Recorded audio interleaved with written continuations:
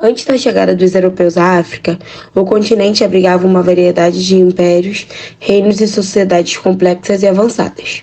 Como, por exemplo, temos o Império de Mali, que durou do século VIII ao século XV, o Império de Songhai, que durou do século XV ao século XVI, o Império de Ashum, que durou do século I ao século VII, o Império de Etiópia, que durou do século VIII ao século XIX, o Império de Oyo, que durou do século XVII ao século XIX, o Império de Karen-Bornu, que durou do século VIII ao século XIX. Esses impérios e sociedades demonstram a riqueza da história africana e sua complexibilidade política, social e cultural antes da colonização europeia.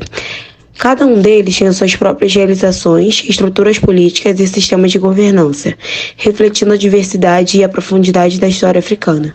As rotas transarianas são os caminhos do comércio caravaneiro que cruzam o deserto do Saara na África Centro-Ocidental.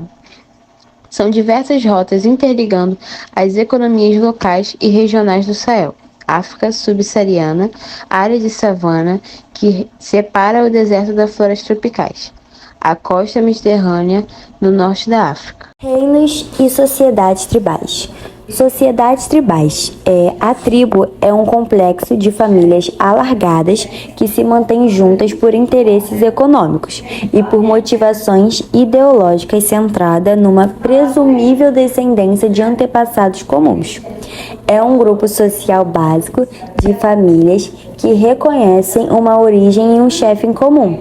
Numa fase inicial, as tribos eram fundadas sobre relações de parentesco, mantinham uma organização baseada numa identidade étnica bem marcada e uma organização dotada de uma grande mobilidade.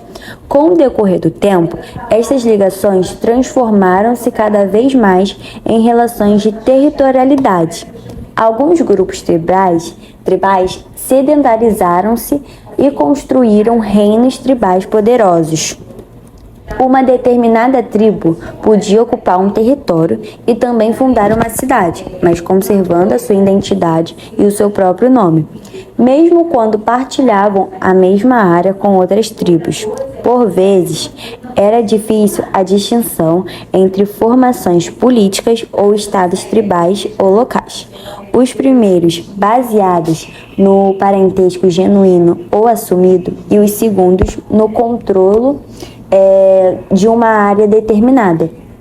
Além da existência de muitas formas intermédias, no interior da tribo estabelece uma hierarquia que distingue as famílias ou as suas linhagens. Uma parte da tribo acaba por controlar o acesso aos recursos naturais, que formalmente continuam a ser propriedade tribal ou intertribal.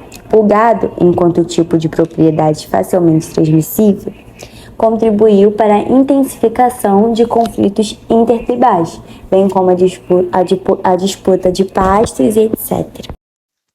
Cultura e religião da África. Os diversos povos que habitavam o continente africano, muito antes da colonização feita pelos europeus, eram bambambãs em várias áreas. Eles dominavam técnicas de agricultura, mineração, oliveçaria e metalúrgia. Usavam sistemas elaboradíssimos para não bagunçar a contabilidade do comércio de mercadorias. Já a religião, a maioria dos grupos africanos acreditavam em um único Deus, Criador e maior distante do homem. Em cada etnia, esse Deus recebia um nome diferente. Os Oxantes chamavam de Onyankopor, os Eué de Mau e os Lorubá de Olorum.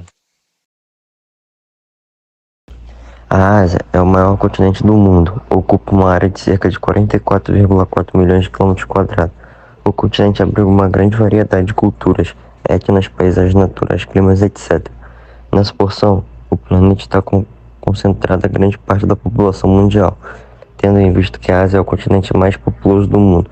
Atualmente são cerca de 4 bilhões de habitantes, número que equivale a 60% da população mundial.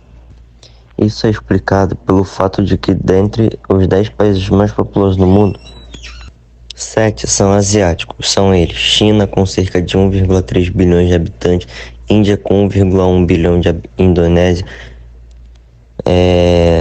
com 237 milhões, Paquistão com 162 milhões, Rússia com 141 milhões, Bangladesh com 152 milhões e Japão com 127 milhões de habitantes. Foi no continente asiático que surgiram as primeiras grandes civilizações do mundo, das quais pode citar a Suméria, a Semita, a Chinesa e a indiana. Essas civilizações estabeleceram atividades agrícolas e também a criação de animais. Mesmo havendo mistura entre as civilizações citadas, e ainda se conserva no continente uma imensa variedade étnica e cultural. O continente asiático é regionalizado de acordo com a característica física da natureza e a diversidade étnica. De acordo com a característica semelhante entre os países, o continente é regionado em Oriente Médio, Sul da Ásia, Sudeste da Ásia, Extremo Oriente e países da ex-União Soviética. A via comercial terrestre que ligava a China ao mar Mediterrâneo era conhecida como a Rota da Seda.